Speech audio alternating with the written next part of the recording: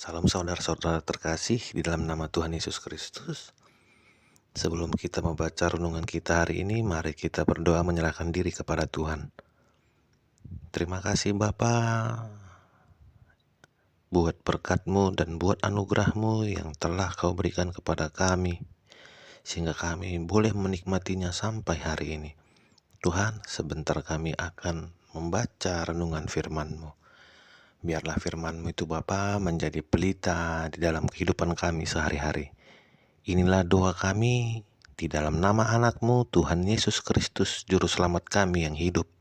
Kami telah berdoa dan mengucap syukur kepadamu. Haleluya, amin.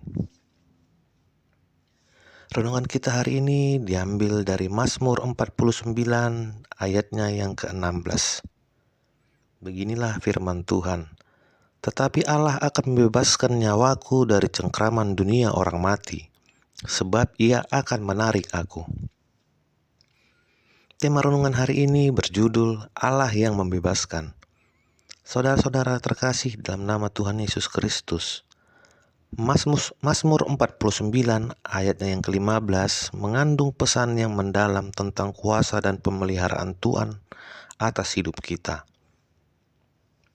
Ayat tersebut mengungkapkan harapan dan kepercayaan yang mendalam pada kemampuan Tuhan untuk menebus kita, terutama di saat-saat kita putus asa dan keadaan yang membahayakan serta mengancam hidup kita. Menebus berarti membeli kembali atau menyelamatkan. Dan dalam konteks ini, hal itu berkaitan dengan keselamatan jiwa dari kematian. Penebusan yang disebutkan pemazmur dalam ayat ini adalah janji pembebasan yang bergema, bahkan dalam kondisi yang paling suram sekalipun.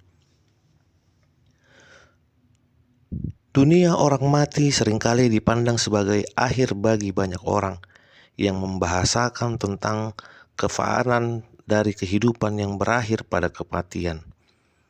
Namun, dalam ayat harian ini ditegaskan bahwa kuasa Tuhan sangat besar karena di dalam Kristus Yesus, kuasa Allah itu melampaui kematian itu sendiri. Jaminan bahwa Tuhan akan menerima, membebaskan, dan menarik kita memberi penekanan tentang hubungan pribadi antara Tuhan dan umat yang percaya. Dia bukanlah Allah yang jauh, tetapi pribadi yang secara intim dan dekat melibatkan dirinya dalam hidup kita, terutama pada saat kita sedang hancur atau berada pada situasi yang paling rapuh. Dengan demikian, ayat ini mendorong kita untuk tetap beriman dan percaya kepada Tuhan, bahkan di tengah-tengah tantangan dan pergumulan.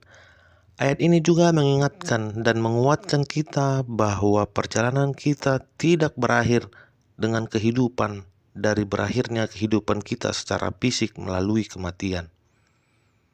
Tuhan memegang kunci keabadian, dan melalui iman kepadanya, kita yakin akan keselamatan yang diberikan bagi kita di dalam Kristus Yesus, yaitu hidup yang kekal. Oleh karena itu, melalui ayat harian ini mengalihkan fokus kita dari kefanaan kepada kasih karunia Allah yang besar. Kalimat Allah akan membebaskan nyawaku meyakinkan kita tentang rencana penyelamatan Allah yang melampaui segala ketakutan dan kekhawatiran yang ada pada manusia dan dunia.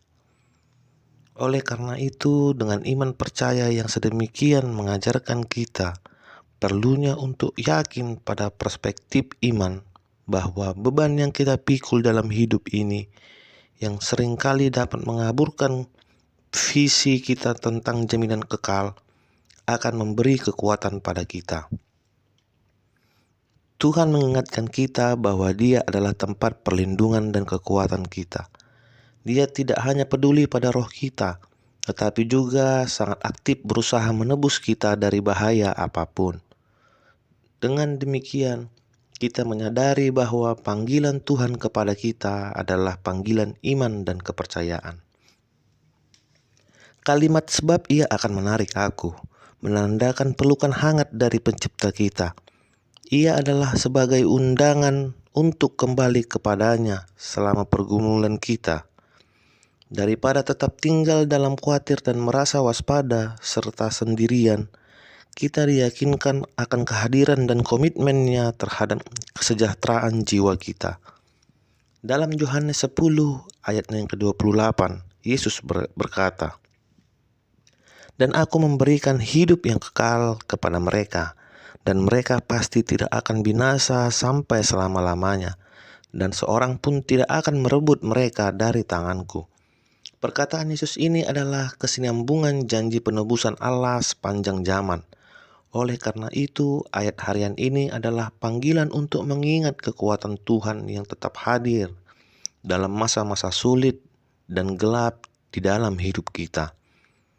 Oleh karena itu, kita yakin bahwa kematian tidak memiliki kuasa atas kita.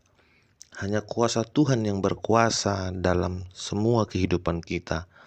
Oleh karena itu, marilah kita hidup dengan berani dan berdiri teguh dengan tetap dibimbing oleh terang iman di dalam Kristus Yesus. Sekian dulu ayat renungan kita hari ini. Tuhan Yesus memberkati. Haleluya, Salam.